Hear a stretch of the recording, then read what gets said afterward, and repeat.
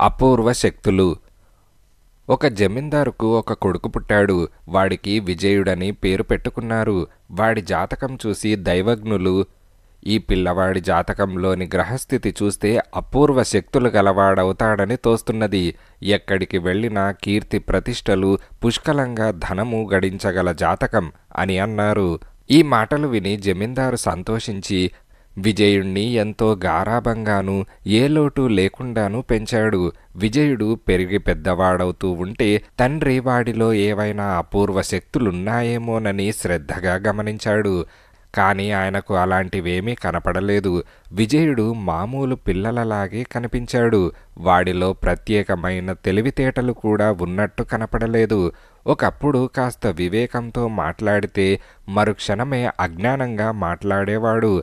చెప్పిన మాట ఒకసారి వినేవాడు, మరొకసారి మకురుతనం చేసేవాడు. దైవజ్ఞులు ఇచ్చకాలకు అబద్ధాలాడారని జమీందారు అనుకొని కొడుకుపైన లేనిపోని ఆశలు పెట్టుకోవడం మానుకున్నాడు. ఇంతలో ఒక ఘటన జరిగింది. ఒకరోజు ఉదయం విజయుడు తమ ఆవరణలో ఉన్న మామిడి చెట్టు కింద కూర్చొని పైకి చూస్తూ నోటితో అర్థం లేని ధ్వనులు చేస్తూ ఉండటం వాడి తండ్రి చూశాడు. వీడికేమైనా మతిపోయిందా ఏమిటి అని అనుకుంటూ జమీందారు వాణ్ణి సమీపించాడు. ఆయన చెట్టు కిందకు రాగానే చెట్టు కొమ్మలలో నుంచి అనేక పిట్టలు బిలబిలా ఎగిరిపోయాయి. అయ్యో నాన్నగారు, పిట్టల్ని బెదరగొట్టేశారు అని విజయుడన్నాడు. నువ్వసలిక్కడ కూర్చొని ఏం చేస్తున్నావు అని తండ్రి అడిగాడు.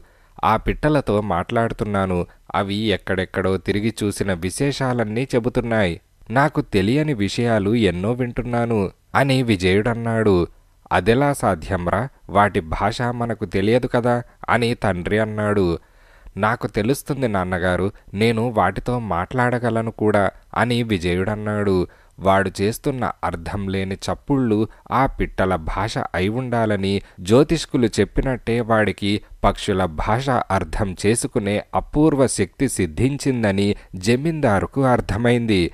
విజయుడు ప్రయోజకుడవుతాడన్న మాట కూడా నిజమవుతుంది కదా అని ఆయన సంతోషించాడు. ఇలా కొద్ది రోజులు గడిచాయి. ఒకనాడు జమీందారు భోజనం చేస్తుంటే విజయుడు ఆయన వెనక నిలబడి విసనకర్రతో విసురుతున్నాడు. బయట పెంపుడు పావురాలు ఎగురుతూ గొడవగా అరుస్తున్నాయి. జమీందారు కిటికీలో నుంచి బయట వాలుతూ ఎగురుతూ ఉండే పావురాలను చూసి, ఒరే బాబు, నీకు పక్షుల భాష తెలుసునంటివే, ఆ పావురాలు ఏం మాట్లాడుకుంటున్నాయో చెప్పు చూద్దాం, అవి రోజు ఇంత రొద చెయ్యవే అని అన్నాడు. విజయుడు జంకుతున్నట్టుగా, వద్దులేండి, అవి అనుకునే మాటలు నాకే బాగాలేవు, మీరు వింటే ఆగ్రహిస్తారు అని అన్నాడు. వాడా మాట అన్నాక జమీందారుకు పావురాలనే మాట ఏమిటో తెలుసుకోవాలని మరింత ఆత్రం పుట్టుకొచ్చి విజయుడు చెప్పిన దాకా విడిచిపెట్టలేదు. మీరు భోంచేస్తూ ఉంటే నేనెలా మీకు విసురుతున్నానో, నేను భోజనం చేస్తూ ఉంటే మీరు నాకలా విసిరే రోజు వస్తుందని ఆ పావురాలు చెప్పుకుంటున్నాయి అని విజయుడన్నాడు. ఈ మాటలు వినగానే జమీందారుకు ఆగ్రహం వచ్చేసింది. ద్రోహి, నీ మాటలు నేను నమ్మను. పావురాలేమన్నా కేరళ పక్షుల జోస్యం చెప్పటానికి? నీకే ద్రోహ బుద్ధి కలిగింది. నేను బతికుండగానే జమీ అంతా కాజేసి నా చేత ఊడిగం చేయించుకుందామనుకుంటున్నావు. నా ఇల్లు విడిచి తక్షణం వెళ్ళిపో, మళ్ళీ నా కళ్ళబడకు అని జమీందారు వెర్రికేకలు పెట్టాడు. విజయుడు తండ్రికి మంచిగా చెప్పి చూశాడు. నాన్నగారు, నాకెలాంటి ద్రోహబుద్ధి లేదు. అవి అనుకున్న మాటలే నేను చెప్పాను. ఆ మాటలు మీకెంత కష్టంగా ఉన్నాయో నాకు అంత కష్టంగానే ఉన్నాయి. అందుకే మొదట చెప్పనన్నాను అని అన్నాడు. అయినా జమీందారు మంకు పట్టుపట్టి విజయుడు తన గ్రామం నుంచి వెళ్ళిపోవాల్సిందేనని అన్నాడు. నిజానికి విజయుడు ఇల్లు విడిచి వెళ్ళటానికి అట్టే చింతించలేదు. ఎందుకంటే ప్రపంచం చూడాలనే ఉబలాటం పక్షుల ద్వారా వాడికి చాలా కాలంగా కలిగింది. వాటి ద్వారా వాడు ప్రపంచంలోని ఎన్నో వింతలను గురించి విని ఉన్నాడు. వాటిని ప్రత్యక్షంగా చూసే అవకాశం వాడికి ఇప్పుడు దొరికింది. జమీందారు గారి గ్రామం సముద్ర తీరాన ఉన్నది. విజయుడు ఏకంగా సముద్రం దాటి అవతల ఉండే దేశాలు చూడాలని నిశ్చయించుకున్నాడు. అదృష్టవశాత్తు సముద్రం మీద ప్రయాణమైపోతున్న ఓడ ఒకటి వాడికి తటస్థపడింది. వాడు దానిలో ఎక్కి ప్రయాణమయ్యాడు. ఆ ఓడ విజయుణ్ణి తిన్నగా సింహళానికి చేర్చింది. ఓడ దిగి వాడు కాలినడకన ప్రయాణం సాగించాడు. పోగా పోగా వాడికి ఒక రమ్యమైన పూలతోట, దాని అవతల ఎత్తైన చెట్లు గల తోపు, వాటికి ఎగువగా బంగారు పూత పూసిన కలశాలతో అలంకరించి ఉన్న మేడల శిఖరాలు కనిపించాయి. అదేదో రాజభవనమై ఉండాలి అని అనుకుంటూ విజయుడు పూలతోట మీదుగా తోపు ప్రవేశించాడు. ఎవరో చెట్టు కొట్టుతున్న చప్పుడు వాడికి వినవచ్చింది.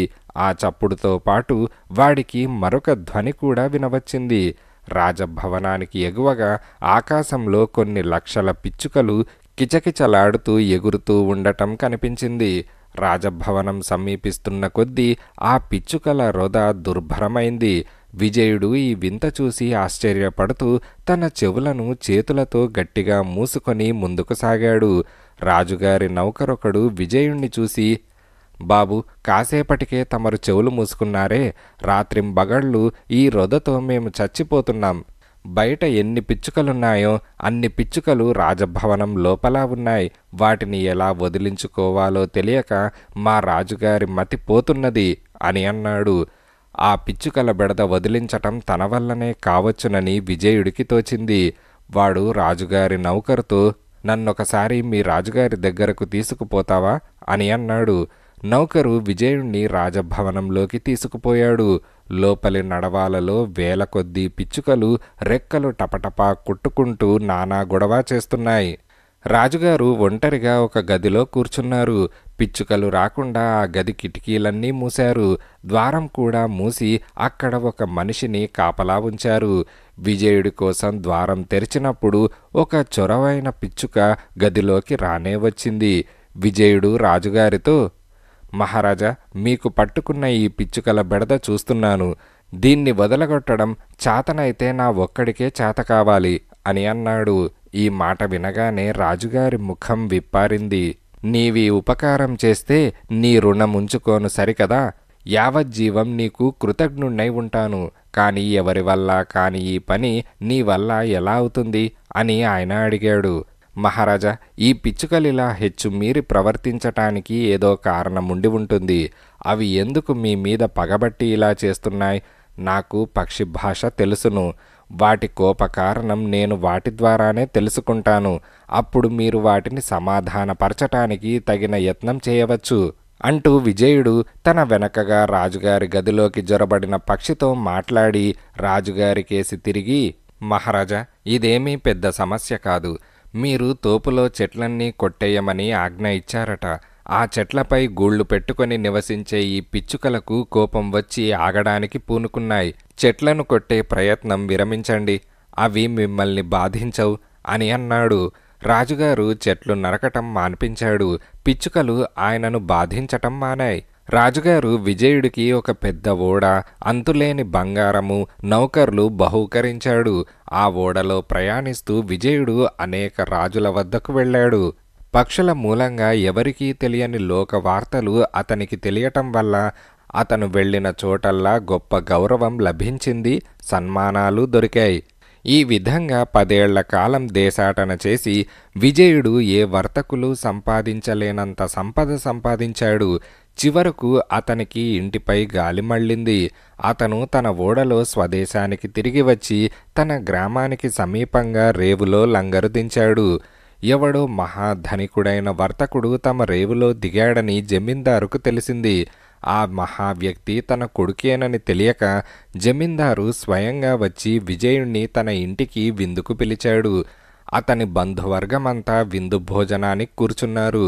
అంత చిన్నతనంలోనే అంత ధనము, అంత లోక జ్ఞానము, వివేకము సంపాదించిన తన అతిథిపై జమీందారుకు ఎక్కడలేని గౌరవము ఏర్పడింది. ఆయన విసనకర్ర తీసుకొని తన అతిథికి విసరసాగాడు. అది చూడగానే విజయుడు పక్కున నవ్వాడు. జమీందారు అతన్ని ఆశ్చర్యంతో చూసి, ఎందుకు నవ్వుతున్నారు అని అడిగాడు. నాన్నగారు, నన్ను గుర్తుపట్టలేదా? ఆ రోజు పావురాలన్న మాటలు ఎలా నిజమయ్యాయో చూశారా? నేను విజయుణ్ణి అని విజయుడన్నాడు.